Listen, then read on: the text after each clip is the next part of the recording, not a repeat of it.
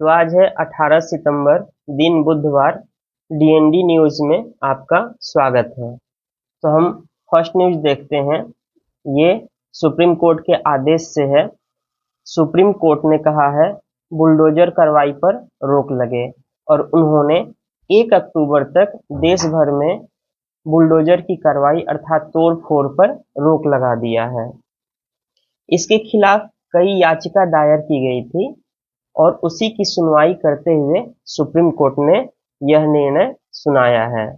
Supreme court ने कहा कि देश भर में बिना अनुमति के किसी भी प्रकार की तोड़ फोड़ पर 1 अक्टूबर तक रोक लगाई जा रही है। अदालत ने यह भी स्पष्ट किया कि सार्वजनिक सड़कों, फुटपाथों, रेलवे लाइनों, सार्वजनिक स्थानों पर अनधिकृत निर्माण पर यह जो निर्देश है, आदेश लागू नहीं होगा। उन्होंने यह भी कहा कि भारतीय कानून में ऐसा कोई भी प्रावधान नहीं है जो दंडात्मक कार्रवाई के रूप में संपत्ति को ध्वस्त करने की अनुमति देता हो। और हमारे लिए जो महत्वपूर्ण और यह जो आदेश संविधान के अनुच्छेद 142 के तहत सर्वोच्च न्यायालय को दी गई विशेष शक्तियों के तहत जारी किया गया है। अनुच्छेद 142 कहता क्या है? तो यह कहता है कि न्यायालय को अपने समक्ष लंबित किसी भी मामले का या मामले में पूर्ण न्याय करने के लिए आवश्यक कोई भी डिक्री या आदेश पारित करने का अधिकार है। तो आर्टिकल 142 क्या है? कंप्लीट जस्टिस की बात कर। नेक्स्ट न्यूज देखिए। तो आम आदमी पार्टी के प्रमुख अरविंद केजरीवाल ने दिल्ली के मुख्यमंत्री पद से इस्तीफा दे दिया है। अब उनके स्थान पर आतिशी जो होंगी नई मुख्यमंत्री होंगी। ठीक है। तो अरविंद केजरीवाल के इस्तीफे के बाद आतिशी दिल्ली की अगली मुख्यमंत्री होंगी। इस पद पर आसीन होने वाली वह तीसरी महिला मुख्यमंत्री होंगी। इससे पहले केवल 2 महिला शीर्ष पद पर आसीन हुई हैं। भारतीय जनता पार्टी की सुषमा स्वराज, जिन्होंने 52 दिनों तक सीएम का पदभार संभाला था, और कांग्रेस की शीला दीक्षित, जिन्होंने लगातार 3 बार यह पद संभाला था। तो अब आइए थोड़ा आतिशी के बारे में जान लेते हैं। तो उनका पूरा नाम आतिशी मार्लेना सिंह है। उन्होंने शिक्षा कहाँ से ग्रहण की है? तो इतिहास में स्नातक उन्होंने किया है संत स्टीफन कॉलेज से। ठीक है। और यह 2001 में उन्होंने किया था और उस समय वह दिल्ली विश्वविद्यालय की टॉपर थी। हिस्ट्री सब्जेक्ट में वो टॉपर रही। इसके बाद उन्होंने ऑक्सफोर्ड विश्वविद्यालय से प्राचीन और आधुनिक इतिहास में स्नातकोत्तर की उपाधि धारण की। ठीक है। तो पोस्ट ग्रेजुएट डिग्री उन्होंने कहाँ से लिया है? ऑक्सफोर्ड विश्वविद्यालय से, वो भी प्राचीन और आधुनिक इतिहास में। ऑक्सफोर्ड में रहते हुए उन्हें राधा कृष्णन चेवनिंग छात्रवृत्ति भी प्राप्त हुई थी। इसके अलावा 2005 में उस वर्ष भारत के 6 रोड्स स्कॉलर में से एक के रूप में उन्होंने ऑक्सफोर्ड विश्वविद्यालय के मैगडेलेन कॉलेज से शैक्षिक अनुसंधान में एमए किया। उसके बाद वो शिक्षिका के रूप में भी 1 वर्ष सेवाएं दी थी उन्होंने। कहाँ पे? कर्नाटका के ऋषि वैली स्कूल में। ऑक्सफोर्ड में रहते हुए उस समय जब इराक युद्ध हो रहा था, तो जो इराक युद्ध के लिए विरोधी आंदोलन चल रहे थे, उसमें आतिशी काफी सक्रिय भूमिका निभाई। बाद में 2012 के बाद वो आम आदमी पार्टी से जुड़ गई और वे दिल्ली की 8वीं मुख्यमंत्री के रूप में कार्यभार संभाल लिया है। ठीक है। तो आगे चलते हैं। तो 2 न्यूज खेल जगत से हैं। देखिए, फुटबॉल में पूर्व अंतर्राष्ट्रीय खिलाड़ी संतोष कश्यप को भारतीय महिला टीम का कोच नियुक्त किया गया है। नेक्स्ट जो न्यूज है, हॉकी एशियाई चैंपियंस ट्रॉफी 2024 से है, इसका आयोजन चीन में किया गया था। तो भारत ने एशियाई चैंपियंस ट्रॉफी जीत ली है और जो भारतीय कप्तान है हरमनप्रीत सिंह को प्लेयर ऑफ द टूर्नामेंट पुरस्कार दिया गया है। इसके अलावा भारत ने स्वर्ण जीता, चीन ने रजत पदक और पाकिस्तान जो है कांस्य पदक पर काबिज हुआ। ठीक है, तो ये न्यूज हमने पहले भी चर्चा किया था। पीएम मोदी 21 से 23 सितंबर तक अमेरिका के दौरा पर जा रहे हैं, जहां वो क्वाड सम्मेलन और यूएन शिखर सम्मेलन में भाग लेंगे। तो जो क्वाड सम्मेलन है वो 21 सितंबर को होगा और 23 सितंबर को पीएम मोदी जो है यूएन शिखर सम्मेलन को संबोधित करेंगे। बेसिकली क्या था कि इस बार का क्वाड शिखर सम्मेलन भारत में होने वाला था, लेकिन अमेरिका के अनुरोध पर इस बार का शिखर सम्मेलन अमेरिका द्वारा आयोजित किया जा रहा है। अगले साल भारत 2025 में इसकी मेजबानी करेगा। इस बार चर्चा का विषय क्या है? तो क्वाड शिखर सम्मेलन में नेता पिछले एक साल में क्वाड द्वारा हासिल की गई प्रगति की समीक्षा करेंगे और हिंद प्रशांत क्षेत्र के देशों को उनके विकास लक्ष्यों और आकांक्षाओं को पूरा करने में सहायता करने के लिए आने वाले वर्ष के लिए एजेंडा को तय करेंगे। तो बेसिक चीज इसमें बताने की कोशिश की जा रही है कि अब तक पिछले एक सालों में क्वाड ने क्या हासिल किया है उसकी समीक्षा की जाएगी और हिंद प्रशांत क्षेत्र में किस तरीके से हम शांति, सहयोग और विकास लक्ष्यों को आगे बढ़ा सकते हैं उसकी एजेंडा आने वाले वर्षों के लिए तय की जाएगी। इसके बाद प्रधानमंत्री मोदी 23 सितंबर को न्यूयॉर्क में संयुक्त राष्ट्र महासभा में भविष्य के शिखर सम्मेलन को संबोधित करेंगे। इस शिखर सम्मेलन का विषय क्या है? बेहतर कल के लिए बहुपक्षीय समाधान। तो नेक्स्ट न्यूज है, भारत के ऊर्जा मिश्रण में परमाणु ऊर्जा की महत्वपूर्ण भूमिका होगी, ऐसा परमाणु ऊर्जा आयोग के अध्यक्ष अजीत कुमार मोहंती ने कहा है। तो बेसिक चीज इसमें हमें ये जानना है कि देखिए, वियना में अंतरराष्ट्रीय परमाणु ऊर्जा एजेंसी की 68वीं महाधिवेशन हुआ है। ठीक है, इसको संबोधित करते हुए मोहंती ने एक वर्ड यूज किया, फ्लीट मोड पर निर्मित किए जा रहे नए 700 मेगावाट क्षमता के दबाव युक्त भारी जल रिएक्टर, मतलब प्रेशराइज्ड हेवी वाटर रिएक्टर का निर्माण किया जा रहा है। तो हमें समझना है कि फ्लीट मोड कहते किसको हैं।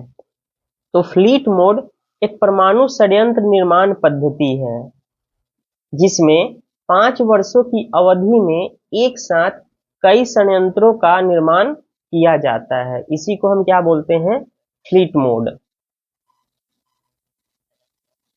तो आप ये भी जान लीजिए कि मार्च 2024 में भारत ने ब्रुसेल्स में परमाणु ऊर्जा शिखर सम्मेलन में भाग लिया था और भारत का शुद्ध शून्य उत्सर्जन लक्ष्य कब तक का है? तो 2070 तक का है। तो ये न्यूज जो है सुप्रीम कोर्ट से संबंधित है। सुप्रीम कोर्ट ने कहा कि 2021 में विफल नागालैंड ऑपरेशन में 30 सैनिक कर्मियों के खिलाफ आपराधिक कार्यवाही बंद होगी। देखिए, मामला क्या है कि उच्चतम न्यायालय ने 30 सैन्य कर्मियों को राहत देते हुए अभियोजन की मंजूरी के अभाव में, इसकी अभियोजन मतलब केंद्र सरकार से जो मंजूरी मिलने चाहिए उसके अभाव में मोन जिले में 2021 में उग्रवादियों पर घात लगाकर हमला करने के असफल अभियान में 13 नागरिकों की कथित हत्या के लिए नागालैंड सरकार द्वारा उनके खिलाफ शुरू की गई आपराधिक कार्यवाही को बंद कर दिया गया है। तो देखिए, सैनिक जो है 2021 में उग्रवादी समझ के 13 नागरिकों की हत्या कर दिए थे, उसी का मामला चल रहा था। लेकिन केंद्र सरकार ने मंजूरी नहीं दी है, इसके कारण यह मामला बंद हो रहा है। और ये ऐसा क्यों है तो समझिए।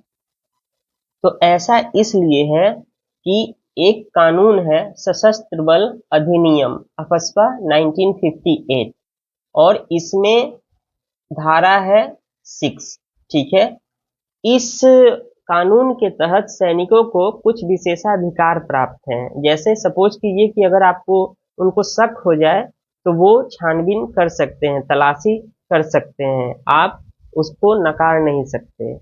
तो धारा 6 में क्या कहा गया है कि इस अधिनियम द्वारा प्रदत्त शक्तियों के तहत किए गए या किए जाने का दावा किए गए किसी भी कार्य के संबंध में किसी भी व्यक्ति के खिलाफ केंद्र सरकार की पूर्व मंजूरी के बिना कोई भी अभियोजन, मुकदमा या अन्य कानूनी कार्रवाई शुरू नहीं की जा सकती है।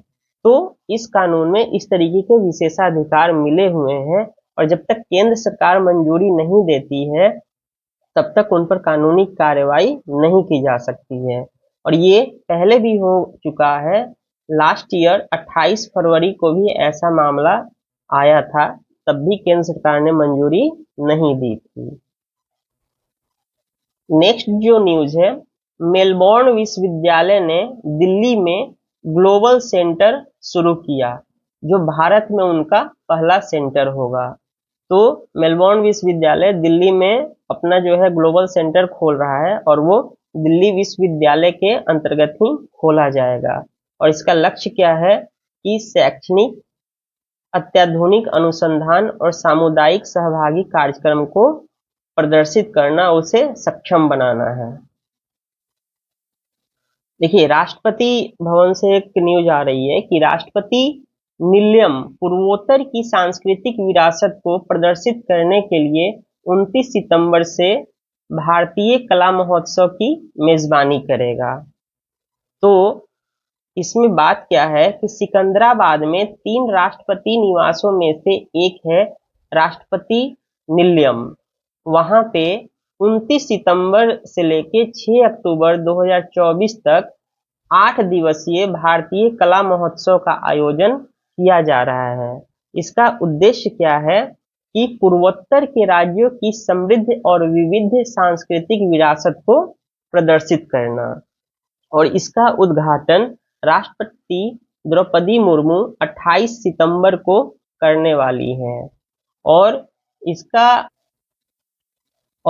जो उद्देश्य है वही कि पूर्वोत्तर के राज्य में जो समृद्ध और विविध सांस्कृतिक विरासत है उसको जाना जाए।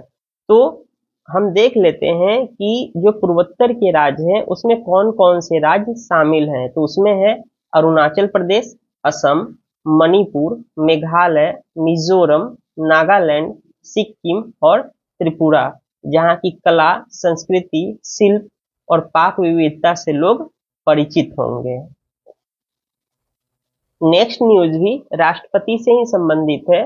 राष्ट्रपति मुर्मू ने 8वें भारत जल सप्ताह का उद्घाटन किया। ठीक है। तो राष्ट्रपति मुर्मू ने 8वें जल सप्ताह का क्या किया है? उद्घाटन। और इसका मेन उद्देश्य क्या है? जल का संरक्षण और प्रबंधन पर जोर देना। इस भारत जल सप्ताह 2024 का लक्ष्य समावेशी जल विकास और प्रबंधन है। ठीक है। इस अभियान का उद्देश्य जल संरक्षण और प्रबंधन के महत्व के बारे में जागरूकता बढ़ाना, इस बहुमूल्य संसाधन की सुरक्षा में नागरिकों की भूमिका को बढ़ाना है। अब जल के रिगार्डिंग कुछ फैक्ट्स जान लीजिए। पृथ्वी पर उपलब्ध पूल जल का लगभग 2.5 भाग मीठा जल है, जिसमें से केवल 1% ही मानव उपयोग के लिए उपलब्ध है। विश्व के जल संसाधन में भारत की हिस्सेदारी केवल 4% है, जिसका अधिकांश हिस्सा हम कहाँ यूज करते हैं? तो कृषि क्षेत्र में। इसके अलावे बिजली उत्पादन के लिए, उद्योग में और घरेलू जरूरतों को पूरा करने के लिए हम जल का उपयोग करते हैं। तो एक न्यूज बिहार से संबंधित है। गया में पितृपक्ष मेला शुरू हो गया है। ठीक है। और ऐसी उम्मीद की जा रही है कि लगभग 15 लाख श्रद्धालु आएंगे। तो ये देखिए कि पितृपक्ष मेला लगता कहाँ है।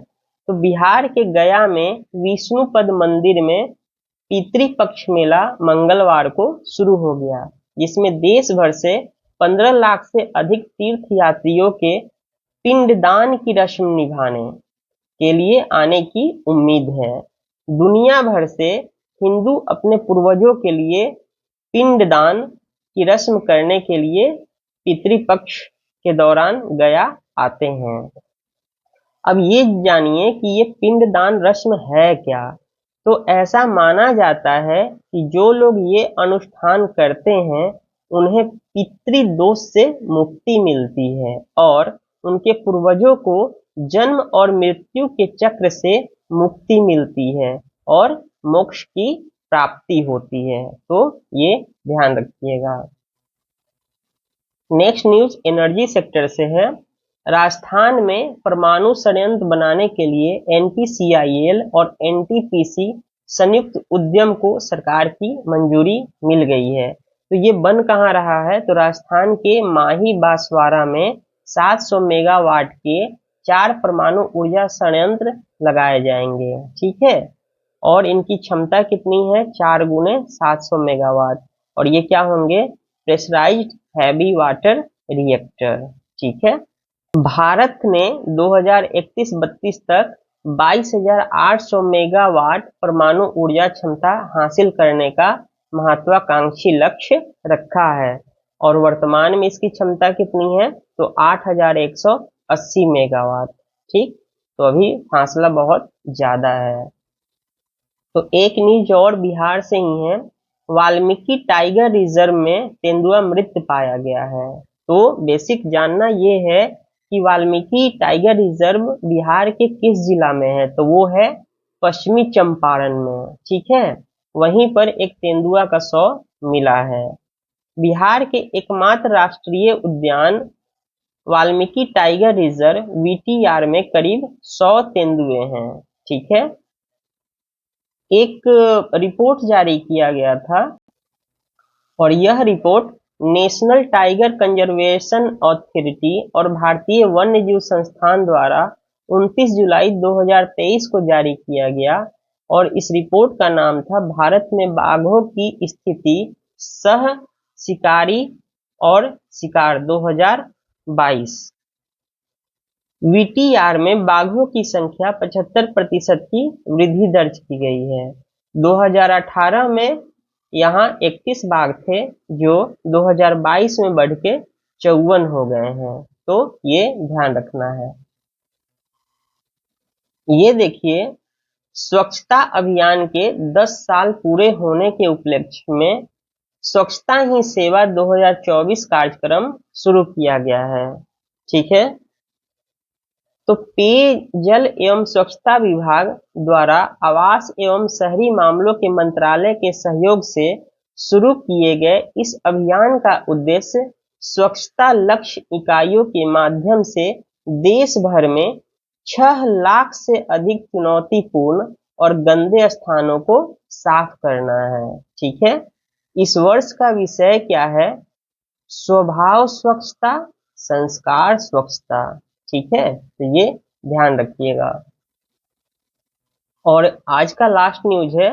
मध्य प्रदेश में माधव राष्ट्रीय उद्यान है जहां पर बाघिन के 2 शावकों को जन्म दिया है। एक्चुअली हमको बस ये जानना था कि माधव राष्ट्रीय उद्यान कहाँ है, तो वो मध्य प्रदेश में है। ठीक है, तो चैनल पर नए हैं तो सब्सक्राइब कीजिए, लाइक कीजिए, शेयर कीजिए, बेल आइकन को दबाइए, नोटिफिकेशन पाइए। धन्यवाद।